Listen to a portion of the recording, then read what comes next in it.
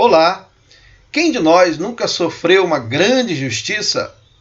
Ou quem de nós não foi vítima de um ataque covarde por parte de alguém em quem confiávamos muito? Davi, o autor de vários salmos bíblicos, certamente teve a experiência de ser traído e de sofrer oposição e perseguição por parte daqueles em quem ele mais confiou, incluindo seu próprio filho. De acordo com as anotações introdutórias, o Salmo de número 11, que nós iremos estudar agora, foi escrito por Davi, provavelmente em um desses momentos em que seus inimigos lhe estavam empreendendo ataques implacáveis. E este salmo nos apresenta importantes lições acerca do modo como nós devemos reagir aos ataques daqueles que praticam maldade contra nós. Esse salmo nos ensina que, diante do ataque dos perversos, nós devemos confiar no Senhor. E ao analisá-lo melhor, nós podemos perceber três personagens que atuam no palco da história humana e suas respectivas ações. E o primeiro personagem e a sua respectiva ação que aparece nesse salmo são os perversos. Então o salmo diz que os perversos perseguem os justos. É interessante porque essa é uma mensagem que perpassa basicamente todos os salmos. Há sempre alguém perverso que persegue aquele que é mais fraco do que ele, aquele que não tem condições de se defender, aquele que muitas vezes é vulnerável diante desses ataques. E o salmista, ele começa então aqui declarando que os perversos atacam impiedosamente os justos. Aí no versículo 2, ele diz assim: porque eis aí os ímpios armam o arco, dispõem a sua flecha na corda, para as ocultas dispararem contra os retos de coração. É interessante aqui que o salmista ele faz algumas declarações aqui nesse verso. Primeiramente, ele diz que os perversos preparam as suas armas para dispararem contra os justos. Eles estão sempre à espreita para atacar aqueles que procuram viver uma vida de justiça, uma vida de integridade diante de Deus. Ele também declara aí que os perversos atacam os justos covardemente. Ele fala de um ataque oculto. Em oculto, eles disparam contra os retos de coração.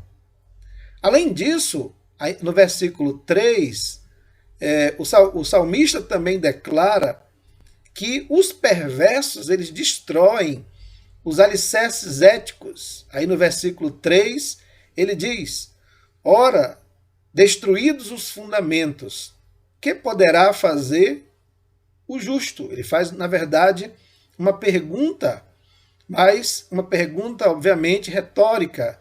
A palavra hebraica, traduzida aqui por fundamentos, a palavra shatar, poderia se referir às estacas que demarcavam os limites de um terreno. Mas a palavra também poderia se referir aos fundamentos ou aos alicerces de uma casa, de uma construção. Provavelmente, aqui nesse contexto, a palavra poderia se referir à lei de Deus, enquanto fundamento da ética e do direito que norteava a vida do povo de Deus. Então é muito provável que o salmista esteja falando de um ataque a esses fundamentos, aos fundamentos do direito, aos fundamentos da ética, aos fundamentos da legalidade. Então, uma das ações do ímpio é exatamente atacar os fundamentos sobre os quais a verdade, a justiça e a vontade de Deus se alicerçam, se estabelecem. Portanto, é normal que os justos, e isso está muito claro aqui neste salmo, é normal que os justos sejam perseguidos e atacados pelos perversos. A palavra de Deus pressupõe um antagonismo natural entre os filhos de Deus e os filhos das trevas. Principalmente João trabalha muito esta ideia. Não podemos esperar empatia e gentileza da parte daqueles que pertencem a outra comunidade, estão sujeitos a outros valores, a outros princípios, a outras normas. Como o próprio Senhor Jesus disse, não podemos nos admirar se o mundo nos odeia. Pedro também faz essa mesma declaração. Não devemos ficar alarmados se os perversos se colocam contra nós. Nos perseguem, nos hostilizam e muitas vezes também nos caluniam.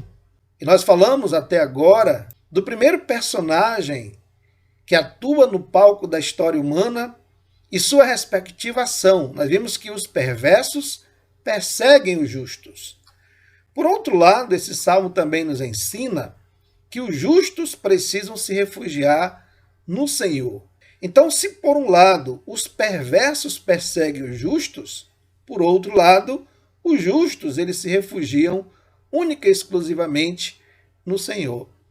O salmista ele começa declarando que ele mesmo se refugia totalmente no Senhor. Ele diz: no Senhor me refugio. Como dizeis, pois, a minha alma, foge como pássaro para o teu monte? Pelo fato de se refugiar no Senhor, o salmista não precisa fugir como um pássaro assustado. Sua alma descansa tranquila nos braços protetores do Criador e do Senhor de todo o universo. Embora esteja sendo atacado, embora esteja sendo caluniado, mas ele confia total e plenamente no cuidado e na proteção do Senhor. Portanto, diante da hostilidade e dos ataques dos perversos, nós precisamos nos refugiar completamente no cuidado e na proteção do Senhor. Não temos condições e nem precisamos agir por conta própria diante dos ataques dos perversos. Ao sermos atacados, nós precisamos agir corretamente, precisamos agir com integridade, com justiça, precisamos agir corretamente e confiar sempre no Senhor e entregar completamente a Ele a nossa causa. Relembramos que os perversos perseguem os justos, isso é normal. Mas também nós vimos que os justos eles se refugiam no Senhor. E a terceira lição, o terceiro personagem, a sua atuação, que nós iremos encontrar nesse salmo, está relacionado ao próprio Deus. O Senhor faz justiça a ambos. Isso é muito interessante, né? Isso nos traz uma esperança muito grande, uma confiança muito grande. Os perversos perseguem os justos, sim, e até alguns momentos prevalecem contra eles.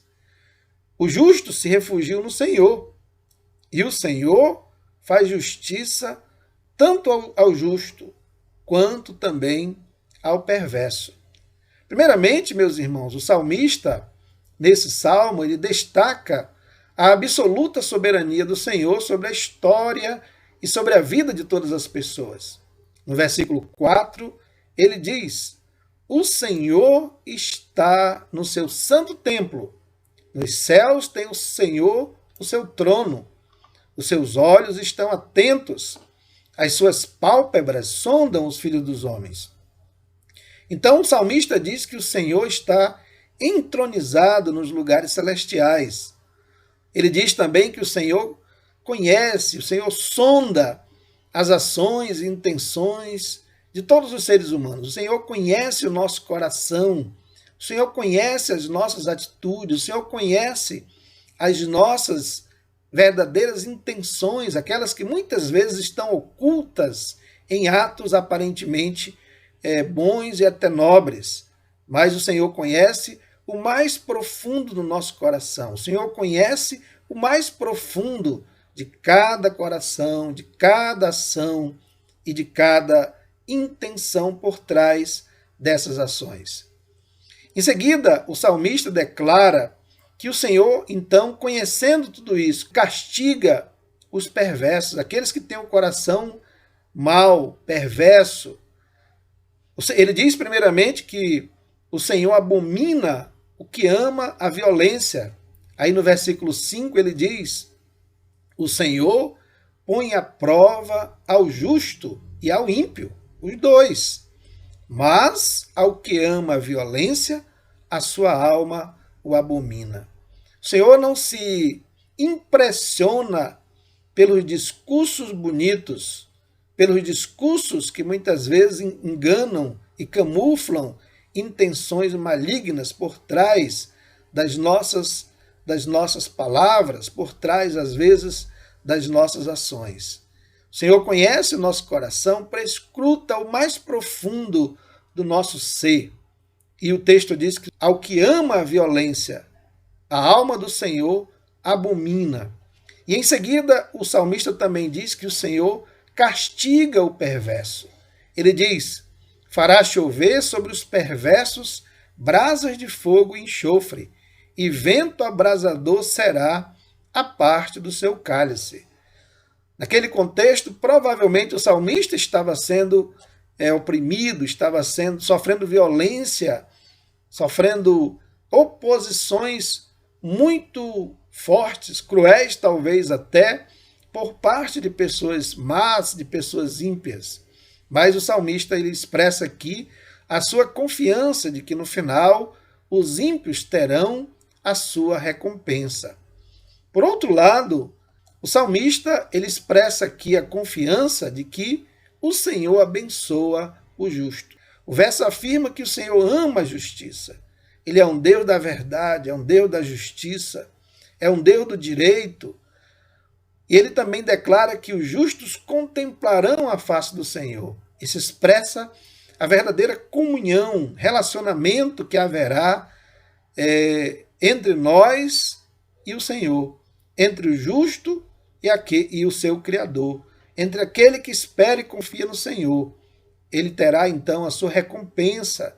E a maior recompensa que teremos é certamente a comunhão íntima e pessoal, o conhecimento imediato que nós teremos do próprio Deus. Portanto, meus irmãos, o Senhor, ele é um Deus soberano e justo. E no tempo certo, não nos enganemos, no tempo certo, certamente fará justiça àqueles que sofrem as mãos dos perversos. Confiamos que a bondade e justiça que praticamos não será jamais esquecida pelo Senhor, o Deus de todo o universo. Por outro lado, devemos ter certeza de que a injustiça, a maldade e a perversidade também não ficarão sem o castigo divino. Um dia todos nós teremos que prestar contas diante do Senhor pelos nossos atos, pelas nossas intenções e pelas nossas verdadeiras motivações. Então, como falamos no início, todos nós estamos sujeitos aos ataques de pessoas perversas, de má índole, que não temem a Deus, de sofrermos injustiça da parte de alguém ou de sermos feridos por aqueles em quem mais confiamos. No salmo que estudamos hoje, nós aprendemos que diante do ataque dos perversos, nós devemos confiar no Senhor.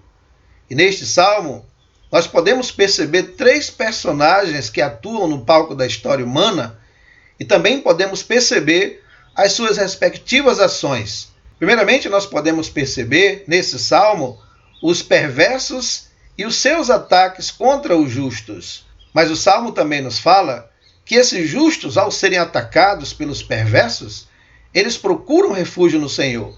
Eles se refugiam naquele que pode ajudá-los. E em terceiro lugar, nós também podemos perceber que no tempo certo, no momento exato, o Senhor faz justiça a ambos, tanto ao justo, na sua justiça, quanto também ao perverso, na sua perversidade. Portanto, embora possamos ser vítimas de ataques implacáveis da parte de pessoas perversas, precisamos nos refugiar totalmente no Senhor, confiando que, no tempo certo, Ele fará justiça e nos recompensará pela nossa vida de justiça e de integridade diante dele e diante das pessoas. Portanto, não temamos, mas confiemos no Senhor. Que Deus nos abençoe. Até a nossa próxima reflexão.